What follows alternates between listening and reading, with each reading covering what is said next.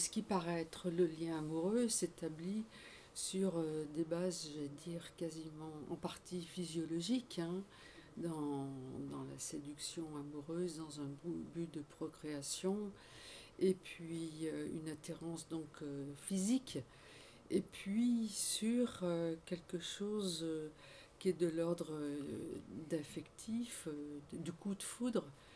Et j'ai noté dans le livre que le coup de foudre, c'est une folie qui porte aussi son coût, hein, qui coûte aussi très cher, hein, c'est aussi le coût de la folie, dans le sens où c'est une attirance qui est en toile de fond, qui se fait à travers euh, une communauté de passé traumatique. C'est-à-dire que dans la passion amoureuse, la passion est toujours liée à quelque chose de l'ordre de deuil non fait, qui sont en toile de fond, qui vont provoquer un rapproché massif, parfois très brutal, et qui va donner l'illusion que l'on est pareil. En fait, on a une communauté de vécu, on est pareil, et en même temps, cette communauté de vécu qui rapproche dans un premier temps, dans la durée,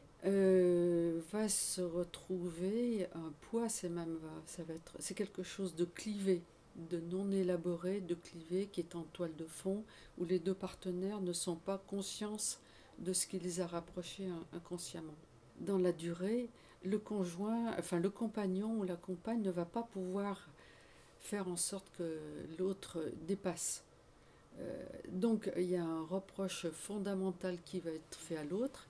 L'autre n'a pas été capable de permettre l'intégration de ce noyau traumatique et vice-versa.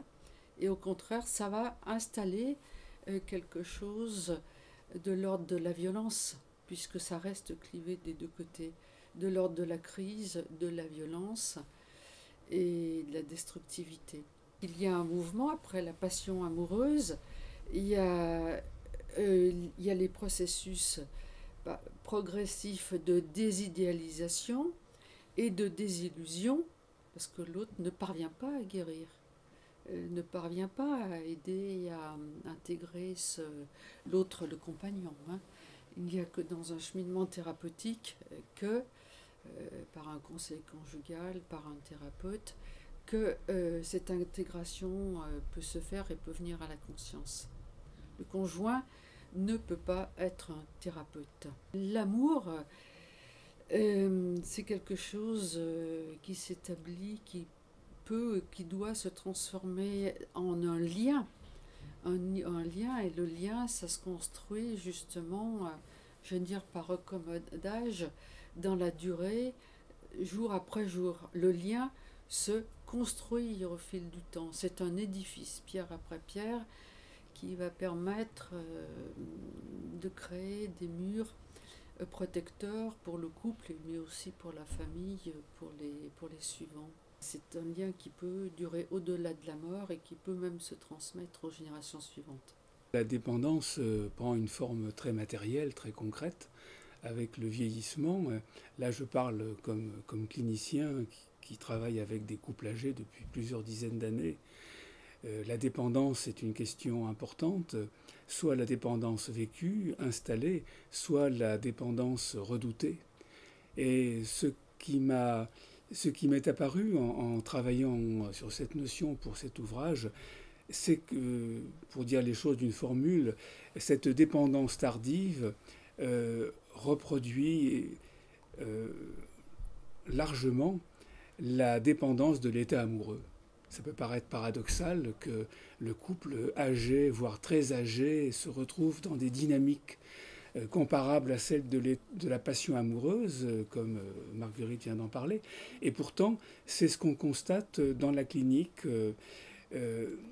aussi bien quand on considère l'état amoureux aux origines du couple que la, la relation qui s'installe entre l'aidant et l'aidé, comme on dit, quand les conjoints prennent cette position-là. On retrouve cette interdépendance qui entretient ce qu'Anzieu appelait l'illusion gémellaire, Euh, on retrouve aussi la nécessité d'expériences de désillusion. L'histoire du couple est faite de cette sortie progressive de l'illusion qui a soudé le couple, et la relation de dépendance qui s'installe au sein du couple âgé quand la maladie est là, maladie d'Alzheimer, Parkinson, séquelles d'AVC, la relation de dépendance se met en place sur, je dirais, une oscillation permanente entre l'illusion et la désillusion. Ce qui fait les qualités d'adaptation du conjoint à la dépendance de l'autre, ce sont ces mouvements permanents d'illusion, de désillusion. Moi, je le connais mieux que personne, ça fait 50 ans que je le connais. Et puis aussi de désillusion. Finalement, je pensais que les choses allaient rester stationnaires, et puis finalement, je vois que ça s'aggrave. Donc, c'est ça qui me semble intéressant, c'est d'aborder la clinique du couple âgé dans la dépendance par rapport à son histoire, par rapport à l'histoire de cette dépendance originaire qui a soudé les deux conjoints et qui a connu ces étapes que sont la venue des enfants, l'arrêt de l'activité professionnelle, enfin, etc. Donc je pense que pour le clinicien, la, la compréhension de la capacité d'adaptation du conjoint euh, demande de questionner l'histoire du couple.